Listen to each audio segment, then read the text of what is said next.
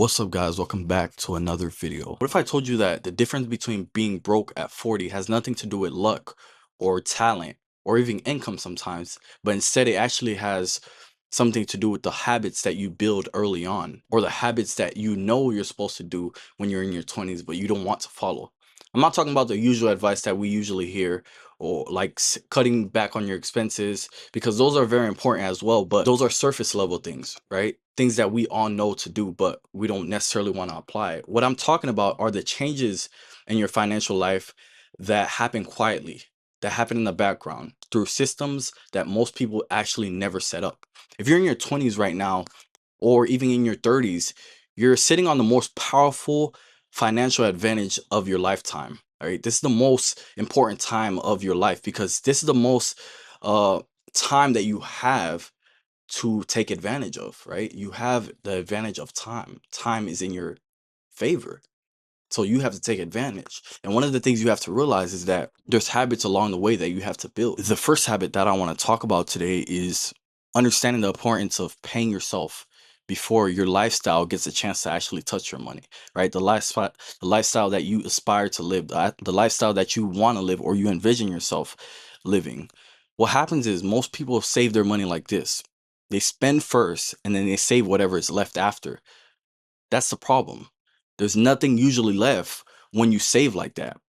The people who actually build wealth, or who actually learn how to build a system, the moment their paycheck actually hits, a portion of that goes automatically into their savings or investments, right? It's not just used just to fund their lifestyle, right? They understand the importance of letting time go by and building assets right now so you can play a longer game.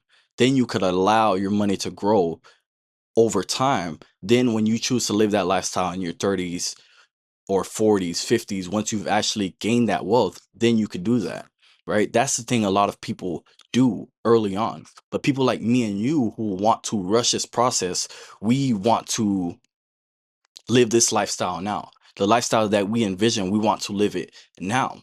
And it's usually because we're being pressured by social media, we're being pressured by others that we see living this grand lifestyle, right? That they portray that they're living.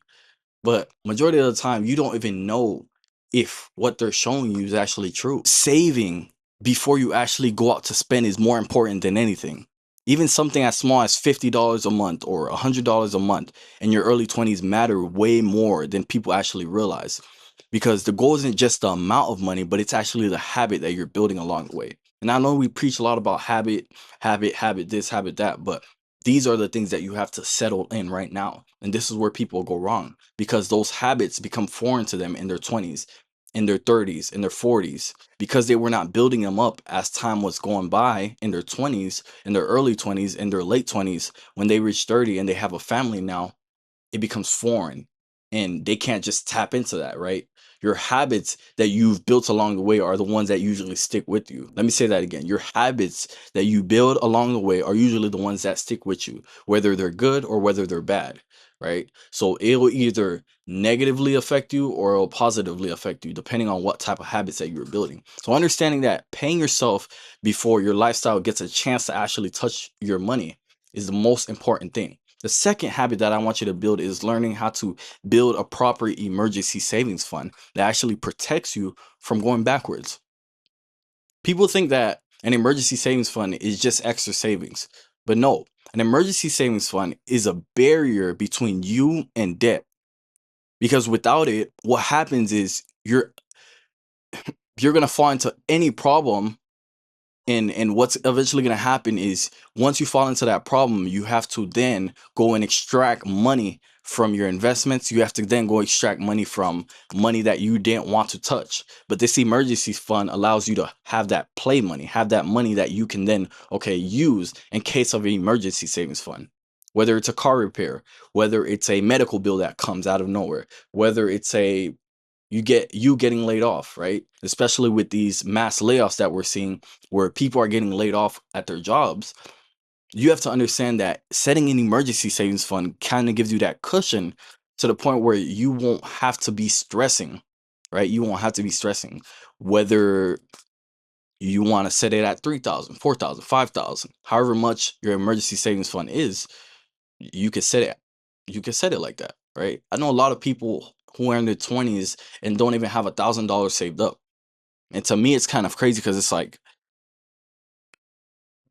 how do you not have $1,000 saved up? Like, you're in your 20s, you're working, or you work every single day, and you don't have $1,000 saved up.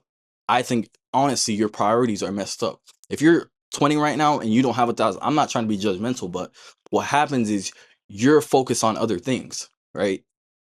And I'm gonna be the person to hold you accountable. I'm gonna be the person to hold your hand and say this, like, you need to get your life situated, because nobody is gonna come save you. Nobody's gonna come be a, what's the word? Your your provider. Nobody's gonna, especially if you're a man, nobody's gonna be a provider for you, right? Nobody's gonna be a provider for you. Nobody's gonna be just handing you out money in the future just because you're a human. No, that's not how stuff works. You work for what you want. You work for the things that you need. Right? Is what life has always been about. So if you think that you're gonna get a handout, if you think that in a few years you're just gonna get something's gonna fall on your lap, an opportunity is gonna fall on your lap, something's gonna happen that's great for you, then keep on living the life that you're living.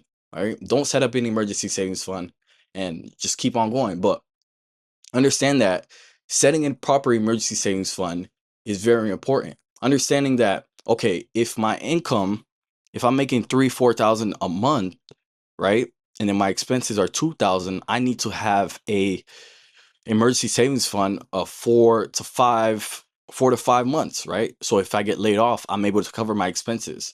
So you could times that by,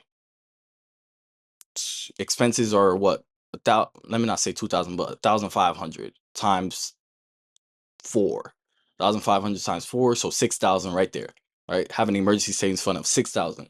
That's even better for you. So you can then have a buffer, a certain amount of money that allows you to grow and to grow over time, and also be able to contribute to your investments, be able to start a business if you want to, right? Start a business and be able to do that. The next habit that I want you to build is understanding that always take your employer match when it comes to your 401k. It is the closest thing to free money that you will ever receive. Your 401k, I don't know how to properly put this, but a lot of people go into these jobs, right?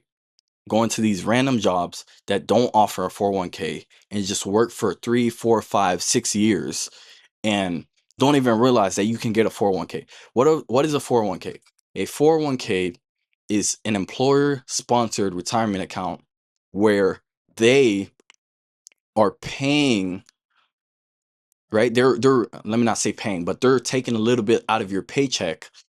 They're taking a little bit out of your paycheck, whatever percentage that you want them to take. They're taking that out of your paycheck and they're investing it into the market for you.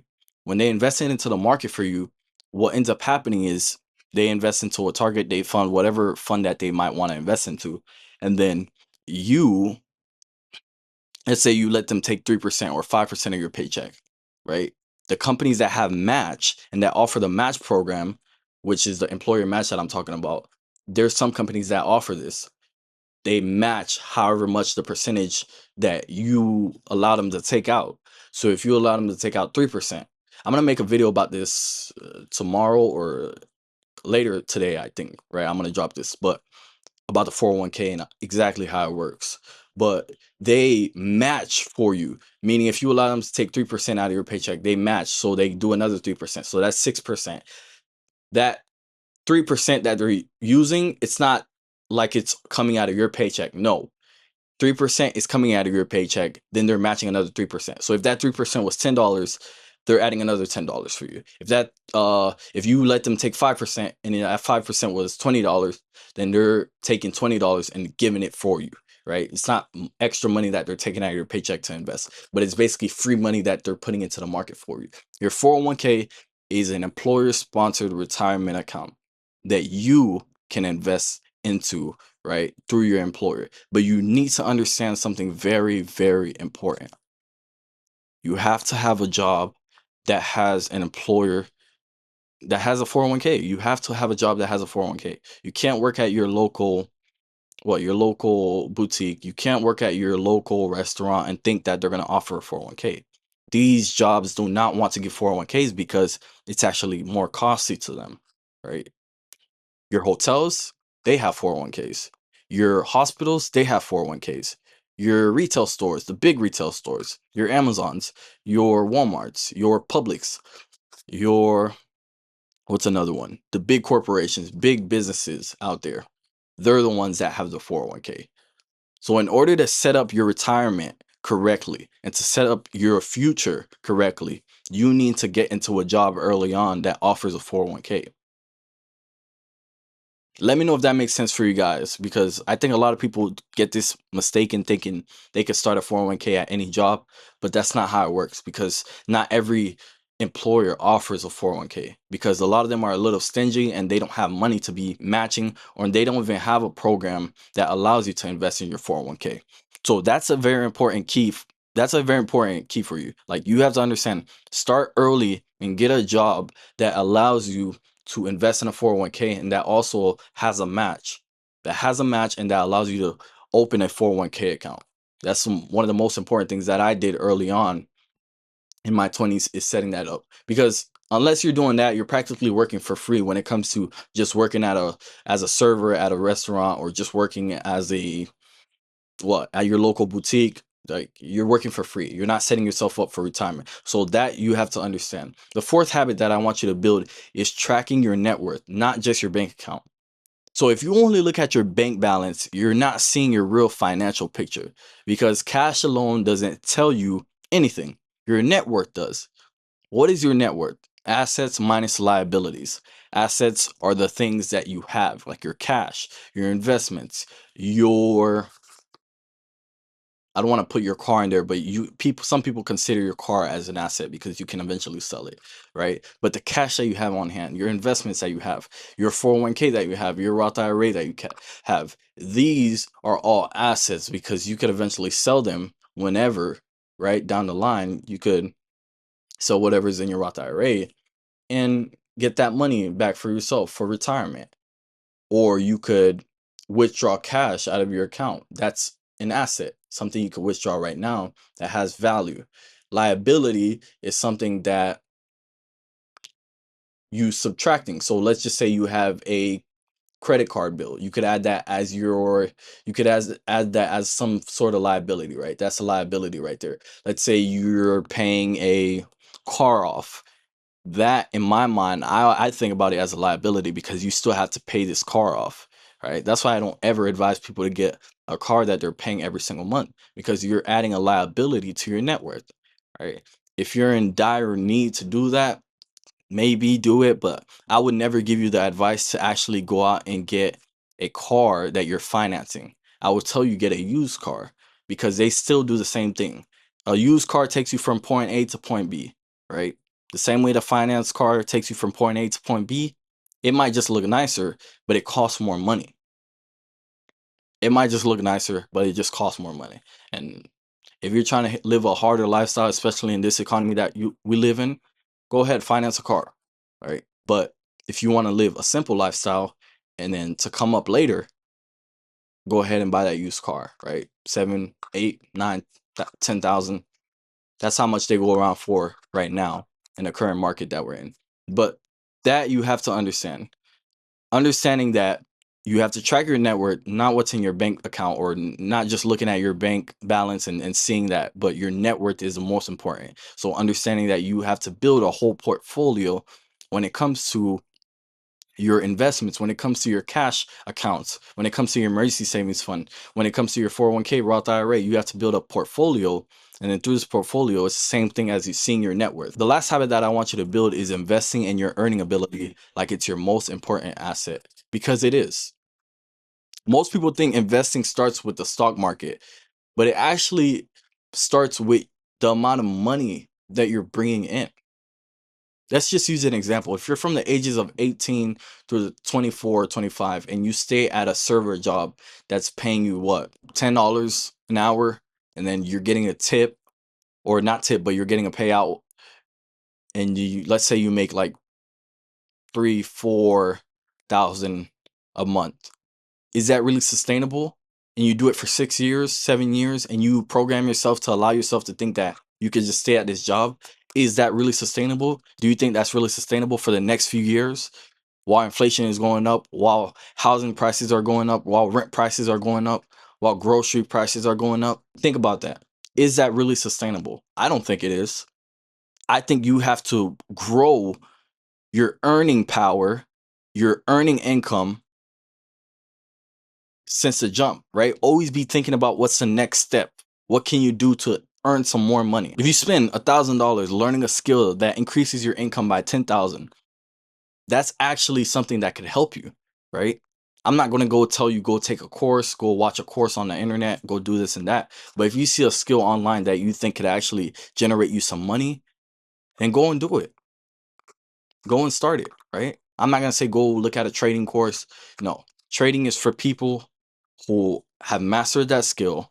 And even them, they're never going to show you their losses on the internet. They're never going to show you when they're losing, but they're only going to show you the wins. So I'm not saying do that. But if you see a skill like digital marketing, if you see a skill like creating some form of agency, if that's something that you want to do and you could see yourself doing that, then pay for that, right? Pay that $1,000, learn that course, learn that skill to increase your earning power, because that's the most important thing.